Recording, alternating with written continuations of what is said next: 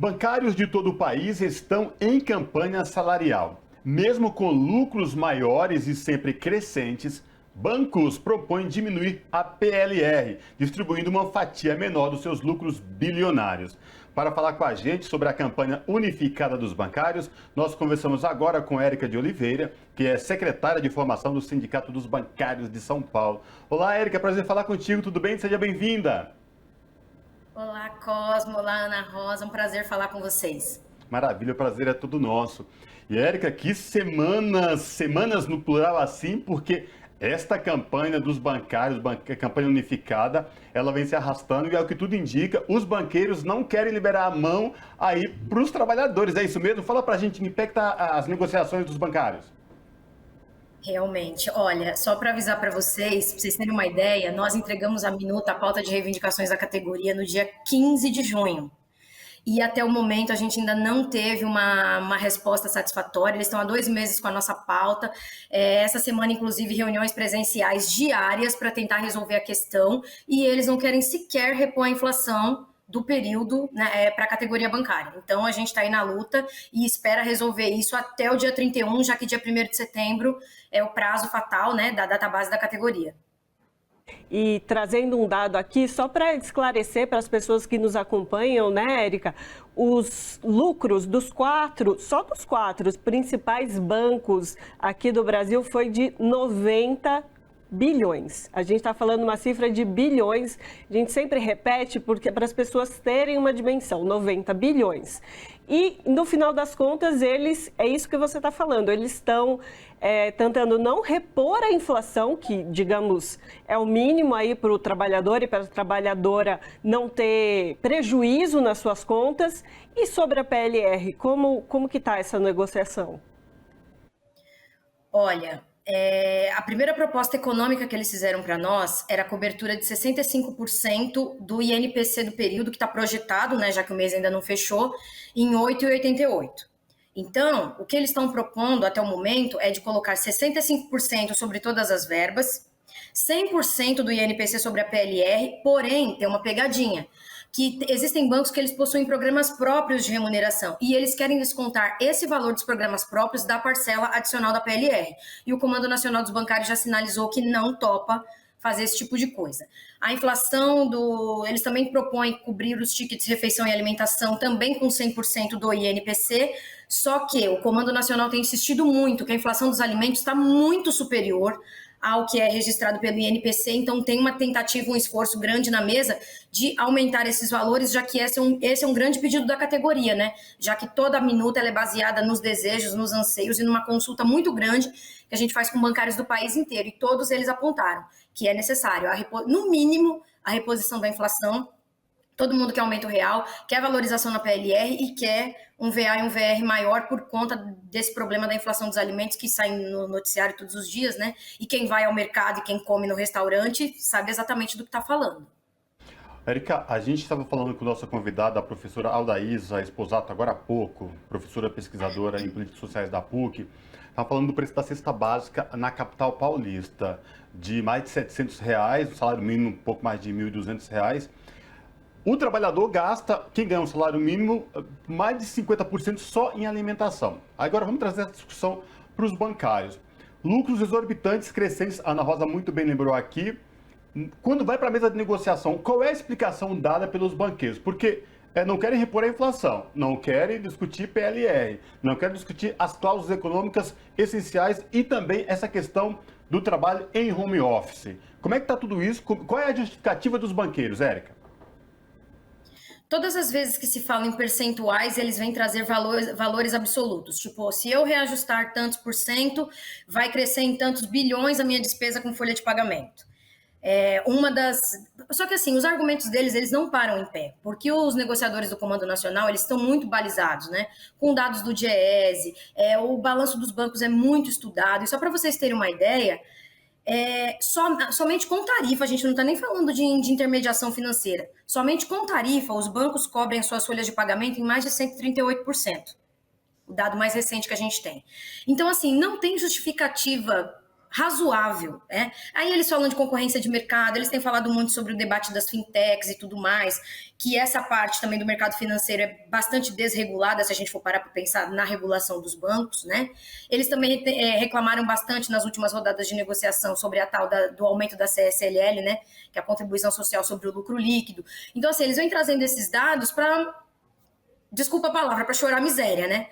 Mas, enfim, os bancários todos cumpriram suas metas, o grau de adoecimento da categoria também tem dados que comprovem isso, são bastante grandes. Nos anos 80 até os anos 90 tinha muito a questão de Ler-Dort, mas a partir do final dos anos 90, a onda de adoecimento mental na categoria é uma coisa fora do normal, né? Doenças de ordem emocional, muitos afastamentos, muitas vezes com B91 comprovado, né? Que é o acidente de trabalho mesmo, a pessoa adoece por conta do trabalho e o INSS acaba comprovando isso. Então, assim, são N motivos para o aumento do lucro deles e não tem justificativa para eles ficarem demorando tanto, né? Porque a categoria, a gente tem dito bastante isso para eles na mesa, inclusive. Os bancários estão impacientes e muito frustrados, né? Porque trabalharam durante todo o período, seguraram a peteca durante a pandemia, desde o primeiro minuto o bancário foi considerado serviço essencial, a agência bancária não fechava nem nos feriados, nos mega feriados que faziam, então todo mundo trabalhou, deu sua parte e nada mais justo que o retorno venha agora, né? Já que a nossa última campanha nacional foi em 2020 e agora a gente volta para debater esses temas em 2022, já que o restante do período foi só debatendo questões da pandemia mesmo, né? Mas é isso, a gente não tem justificativa. Respondendo objetivamente, não há justificativa para o chororô dos banqueiros nesse momento. E os números comprovam outras coisas. Exatamente. Érica, a gente está falando das questões econômicas muito latentes, muito importantes, mas eu queria que você também pudesse falar um pouco sobre as condições de trabalho. A gente tem aí, depois da pandemia, durante a pandemia e depois, você já bem colocou, uma condição especial de trabalho aí da categoria. Temos uma discussão de teletrabalho, por exemplo, o trabalho home office, ou até mesmo recentemente teve esse caso de assédio que tomou a comunicação, a mídia do presidente da Caixa. Como tudo isso tem sido discutido? Eu sei que vocês trabalham sobre mesas temáticas, né, de debate. Queria que você falasse um pouco como tem sido essa discussão, para além da econômica também, sobre as condições de trabalho. Excelente pergunta. A categoria bancária, nós, inclusive, quando a gente vai discutir os temas da categoria em campanha salarial, a gente não chama nem de campanha salarial, a gente chama de campanha nacional, porque a gente aborda todos esses temas. Além das questões econômicas, obviamente, que são importantes, a gente debate segurança bancária, saúde e condições de trabalho, igualdade de oportunidades. E aí, como você mesma falou, nós temos mesas temáticas que debatem todas essas coisas ao longo do ano, mas no momento da campanha salarial, da campanha nacional, a gente intensifica esses debates. Então, vamos lá, falando primeiramente do teletrabalho. Ao final da campanha nacional de 2020, alguns bancos, a gente teve um processo com alguns bancos de convencionar, de criar convenções específicas sobre o teletrabalho. Alguns bancos avançaram, outros não. O esforço do Comando Nacional é que a gente coloque na Convenção Coletiva de Trabalho pelo menos uma cláusula, guarda-chuva, né, que a gente chama, para depois, se for o caso, debater banco a banco. E que nessa cláusula tem as condições mínimas, né, de respeito à jornada, que o banco forneça os equipamentos, que tenha ajuda de custo, que tenha respeito à desconexão. Me parece, eles sinalizaram que eles topam, inclusive, fazer essa cláusula que seria inédita. Na Convenção Coletiva de 2020 ela não existe, mas que eles topariam clausular, que a gente chama agora em 2022. Isso para o teletrabalho. Então, tem possibilidade de avanço. Vamos ver como é que vai ser a proposta global final deles. Você estava falando da mesa de igualdade de oportunidades e do escândalo das denúncias de assédio sexual na Caixa Econômica Federal, né? Na mesa de negociação que debateu este tema, tem também um princípio de avanço.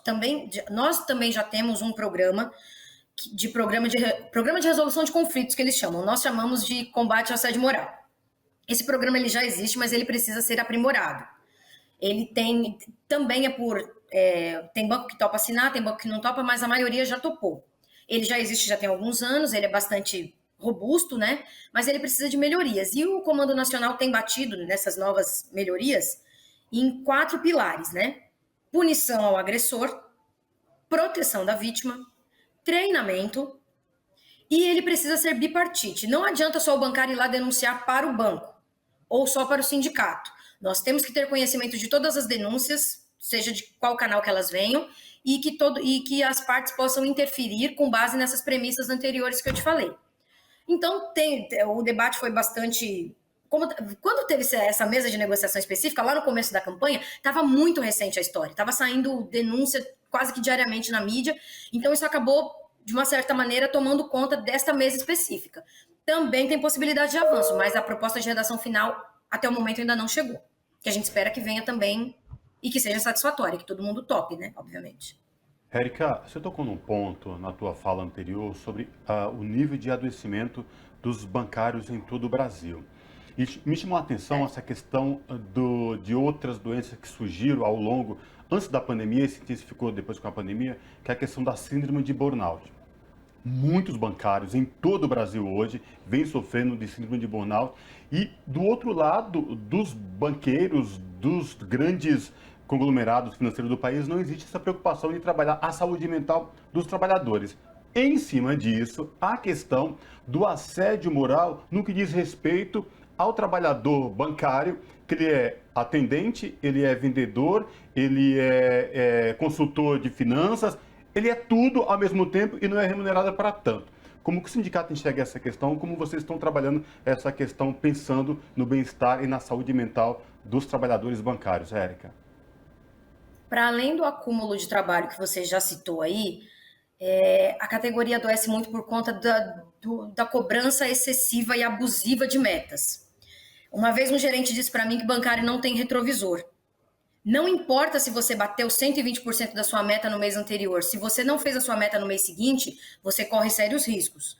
Inclusive, infelizmente, existem bancos que eles fazem medição a cada 3 meses. Se em 3 meses você não performou do jeito que ele espera, ele te desliga. Então, você viver com essa espada na sua cabeça acaba gerando um estresse absurdo e os bancários boa parte deles acabam adoecendo por conta disso. Além do burnout, do esgotamento, N outras doenças de ordem emocional, síndrome do pânico, muita depressão. Isso são os casos que a gente sabe que são registrados, que tem registro no INSS, que a gente consegue acompanhar. A quantidade de bancários que se automedica e que não se afasta também é gigantesca. Então, os dados que a gente tem, embora sejam alarmantes, eles são subnotificados, porque tem muito bancário doente trabalhando. Com medo de perder o emprego, ele acaba se automedicando ou não respeitando os afastamentos médicos, e muitas vezes, quando ele explode, ele já está numa situação, muitas vezes, quase irreversível, infelizmente. É muito triste ver o grau de adoecimento na categoria bancária por conta desse tipo de pressão no trabalho, que os banqueiros negam. Eles dizem que o mundo está doente, que a sociedade está doente, que os bancos não têm nada a ver com isso. E tem, a gente sabe que tem. Com Érica de Oliveira, que é secretária de formação no Sindicato dos Bancários de São Paulo, Osasco e região. Érica, muito obrigada pela sua participação. A gente segue acompanhando o Database, como você bem anunciou, 1º de setembro, e vamos acompanhar o desenrolar dessas negociações. Muito obrigada. A gente agradece o espaço, estamos bem ansiosos e se a gente puder mandar um recado para os banqueiros, bora resolver essa campanha, gente. Perfeito. Maravilhoso. Érica, obrigado, viu? Boa sorte para vocês aí na campanha salarial. Abraço. Obrigada, pessoal. Abraço.